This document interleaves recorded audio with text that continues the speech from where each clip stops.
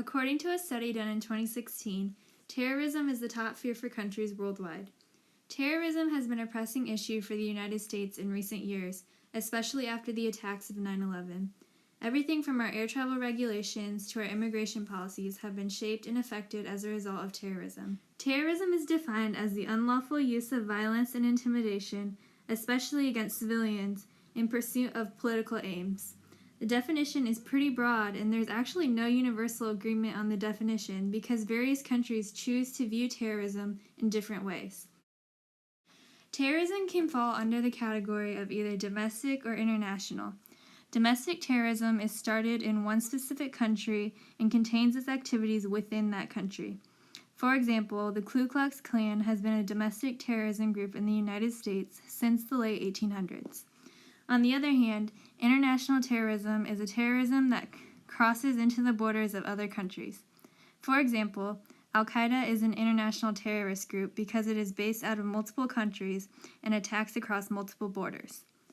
There are also multiple different types of terrorism, including state terrorism, which is the use of terror by a government to control its population, pathological terrorism, which is terrorism that's done out of pure joy, issue-oriented terrorism, which is done to advance an issue, and religious terrorism, which is probably what you most commonly think of when you hear the word terrorism.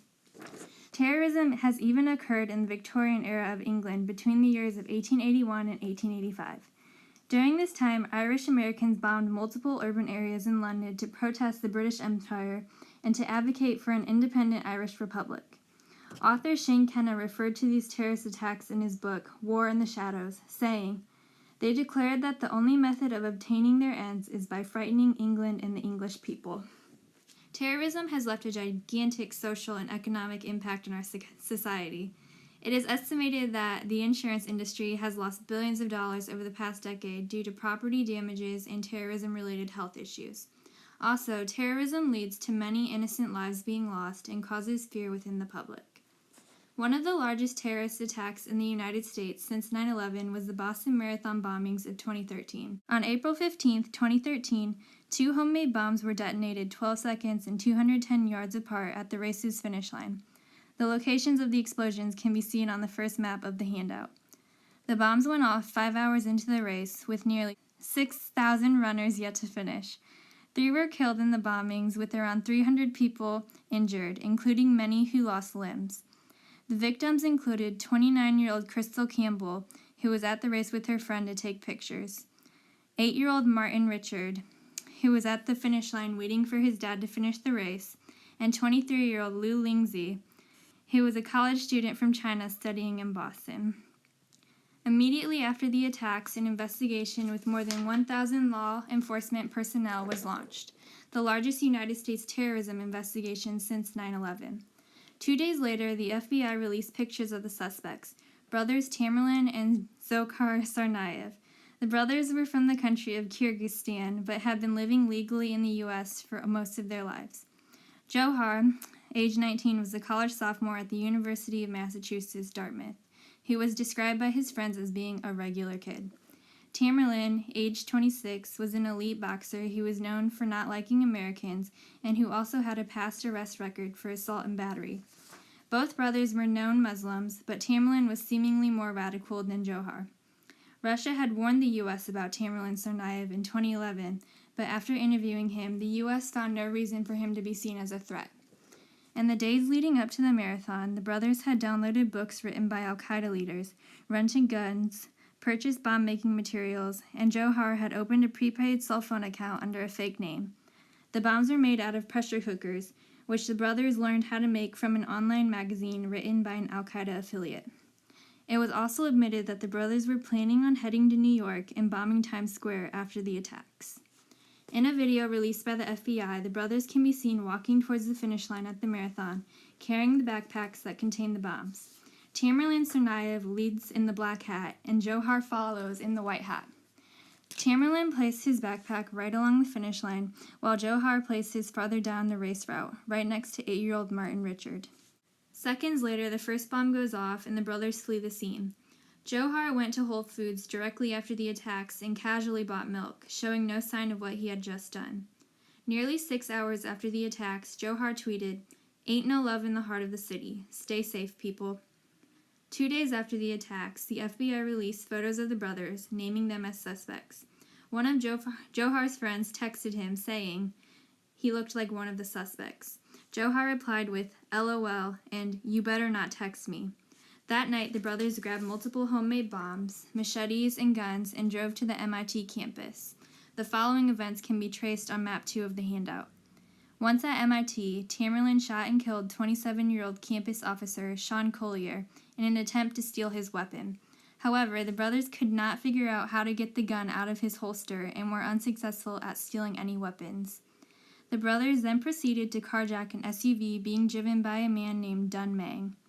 Tamerlan took Dunn hostage and pointed a gun at him, saying, "Did you hear about the Boston explosion? I did that." Eventually, Dun Mang was able to escape the car as the brothers stopped at a gas station. Mang ran across the street to another gas station and called 911. He left his iPhone in the SUV so police could track the brothers. Around midnight on April 19th, Boston police identified the brothers in the stolen SUV, and a gun battle ensued in a residential neighborhood. 200 to 300 rounds of ammo were shot, and the brothers threw multiple homemade bombs at the cops. Eventually, Tamerlan ran out of ammo and was tackled by police. In an attempt to get away, Johar got in the SUV and ran over Tamerlan as he was leaving. Tamerlan was dragged by the car for a short time and was killed. One officer was also killed during the gunfight. Johar continued to escape in the SUV before eventually abandoning it and continuing on foot. Boston was put on a shelter-in-place order, and residents were not allowed to leave their homes as police searched for the last remaining suspect. 12 hours after the shelter-in-place was ordered, Boston resident Dave Henneberry went outside to check on his boat when he saw a man covered in blood underneath the tarp that covered it. He immediately called the police, and Johar Tsarnaev was arrested at 8:45 p.m. after an hour of gunfire by police. He was taken to the hospital in critical condition and rushed into emergency surgery. Found in the boat was a note that Johar had written while hiding. The note reads, "I'm jealous of my brother who has received the reward of eternal life before me. I do not mourn because his soul is very much alive. The U.S. government is killing our innocent civilians. As a Muslim, I can't stand to see such evil go unpunished. We Muslims are one body. You hurt one of us, you hurt us all. And I don't like killing innocent people. It is forbidden in Islam, but due to said issues, it is allowed." It was revealed during questioning that the brothers acted alone, not being connected to any terrorist groups, and were motivated by radical Islam beliefs and anger towards the U.S. wars in Iraq and Afghanistan. It was announced in January 2014 that the government would seek the death penalty for Johar. The trial took place in 2015. Although Johar's lawyers admitted his guilt throughout the trial, they pled not guilty so that they could appeal his case if he was sentenced to death. The defense claimed that Tamerlan was the mastermind behind the attacks and that Johar was just a pawn who was manipulated by his older brother's influence. The defense used evidence that Tamerlan was the one who purchased all the bomb material, downloaded Muslim literature, and made the bombs. Johar's fingerprints were not found at the site where the bombs were made. The carjacking victim, Dun Mang, testified that while Tamerlan was cold and bragged about killing people, Johar was somewhat friendly and even asked if it was okay to play music in the car. Throughout the trial, Johar showed no emotions and seemed uninterested, even as his victims with missing limbs and the family members of those who had died testified right in front of him. In the end, the defense's arguments were not enough to convince the jury against the death penalty. On May 15, 2015, Johar was sentenced to death by the jury. He is currently being held on death row at a prison in Colorado. Today, the U.S.'s strategy for solving terrorism is vague and constantly changing. The main points include destroying al-Qaeda and its affiliates, opposing states that sponsor terrorism, preventing terror groups from gaining weapons of mass destruction, and promoting democracy in the Middle East. It is obvious that we still have a lot to work on in the world when it comes to terrorism. It is up to us to elect leaders who will fight terrorism while also bringing refuge and help to those who face it on a daily basis. While I don't know if we will ever see a complete end to terrorism, I hope to someday live in a world where it is no longer a major threat.